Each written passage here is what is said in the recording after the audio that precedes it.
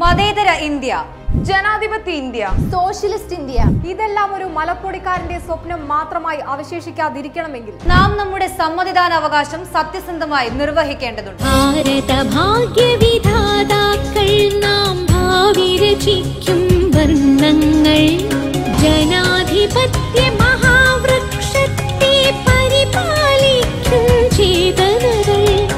ഈ തെരഞ്ഞെടുപ്പിൽ 2 ചേരികൾ മാത്രമേ ഉള്ളൂ. ഒന്ന് ജനാധിപത്യത്തിന്റെ കാവലാളുകൾ, രണ്ടാമത്തേത് ജനാധിപത്യത്തിന്റെ കശാപ്പുകാരും. ഒന്ന് മതേതരത്വത്തിന്റെ സംരക്ഷകർ, മറ്റേത് മതേതരത്വത്തിന്റെ ശത്രുക്കൾ. ഒന്ന് സോഷ്യലിസത്തെ നെഞ്ചോട് ചേർത്തവർ, മറ്റേത് സോഷ്യലിസത്തെ വെറുക്കുന്നവർ. ഈ ഒറ്റയാൻ ഓടി നടക്കുകയാണ് 130 കോടി ജനതയെ സംരക്ഷിക്കുന്നതിനു വേണ്ടി. ഇന്നലെ കേരളം, ഇന്ന് UP, നാളെ കശ്മീർ എന്നിങ്ങനെ വിശ്രമമില്ലാത്ത യാത്ര. സ്വന്തം പിതാവിനെയും മുത്തശ്ശിയെയും രാജ്യത്തിനായി സമർപ്പിച്ച ഈ മനുഷ്യസ്നേഹിയുടെ രക്തത്തിനായി ദാഹിക്കുന്നവർ ആരാണ്? ഒരു ഭാഗത്ത് RSS, സംഘപരിവാർ, BJP, CPIM, അങ്ങനെ.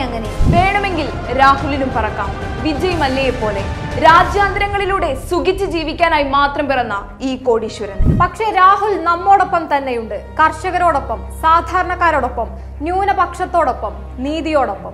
മാധ്യമങ്ങൾ മുതൽ ജുഡീഷ്യറി വരെ വരുതിയിലാക്കിയ കൊടിയ ശത്രുവിനോടാണ് രാഹുൽ ഒറ്റയ്ക്ക് ഏറ്റുമുട്ടുന്നത്. വോട്ടിംഗ് മെഷീനിൽ കൃത്രിമം, റാഫേൽ രേഖകളുടെ ഒളിച്ചോട്ടം, പച്ചയായ വർഗീയത വോട്ടാക്കുന്ന ഒരു പ്രധാനമന്ത്രിയും പ്രകടന പത്രികയും, ഇന്ത്യൻ ജനതയെ ഹിന്ദുവും മുസൽമാനും ക്രിസ്ത്യാനിയുമായി വർഗീകരിക്കുന്ന സർക്കാർ പ്രതിയോഗികളെ ആൾക്കൂട്ട കൊലപാതകങ്ങളിലൂടെ ഉന്മൂലനം ചെയ്യുന്ന ഫാസിസത്തിന്റെ ഭരണകൂട ഭീകരത. 45 വർഷത്തിനിടയിലെ ഏറ്റവും വലിയ തൊഴിലില്ലായ്മ. ലോകത്തിലെ ഏറ്റവും മലിനമായ 30 നഗരങ്ങളിൽ 22 എണ്ണവും ഇന്ത്യയിലാണ്. 40 വർഷത്തിനിടയിൽ ഇത്രയും ധീര ജവാന്മാർക്ക് ജീവൻ നഷ്ടപ്പെട്ടതും ഈ ഭരണകാലത്ത് തന്നെയാണ്. സ്ത്രീകൾക്ക് ഏറ്റവും സുരക്ഷിതമല്ലാത്ത രാജ്യമായി ഇന്ത്യ മാറിയിരിക്കുന്നു. കർഷക ആത്മഹത്യ ഏറ്റവും കൂടുതലായി റിപ്പോർട്ട് ചെയ്യപ്പെട്ട 5 വർഷങ്ങളാണ് കടന്നുപോയത്. പശുക്കൾക്ക് വേണ്ടി മനുഷ്യനെ പച്ചയ്ക്ക് കൊല്ലുന്ന ലോകത്തിലെ ഏക രാജ്യവും ഇന്ത്യ തന്നെ. ഇന്ത്യൻ രൂപയുടെ ഏറ്റവും മോശമായ പ്രകടനവും നാം അനുഭവിച്ചുകൊണ്ടിരിക്കുന്നു. അന്തരീക്ഷ മലിനീകരണത്തിന്റെ കാര്യത്തിൽ ഇന്ത്യ ഇപ്പോൾ ഏറ്റവും മോശമായ 3ാമത്തെ രാജ്യമായി മാറിയിരിക്കുന്നു. വിദേശ ഫണ്ടിംഗ് അഴിമതിയും ചോദ്യം ചെയ്യാൻ പാടില്ലാത്ത നിയമവും ഈ ഭരണകൂടം നമ്മിൽ അടിച്ചേൽപ്പിച്ചു.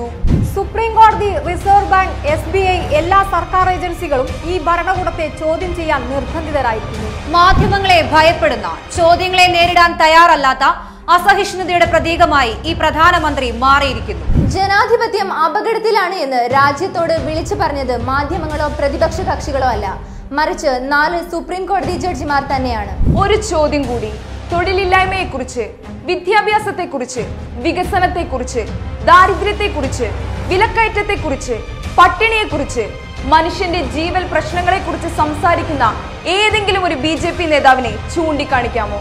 ഉണ്ടാവില്ല. ഇന്ത്യൻ ജനതയുടെ പ്രശ്നങ്ങളിലേക്ക് ഇറങ്ങിച്ചെല്ലാൻ പറ്റാത്ത മതഭ്രാന്തന്മാർക്ക് നാം എന്തിന് നമ്മുടെ വിലപ്പെട്ട വോട്ടുകൾ സമ്മാനിക്കണം?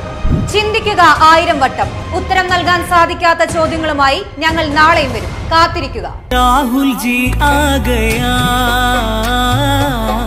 ഹിന്ദുസ്ഥാൻ ജാ ഗയാ.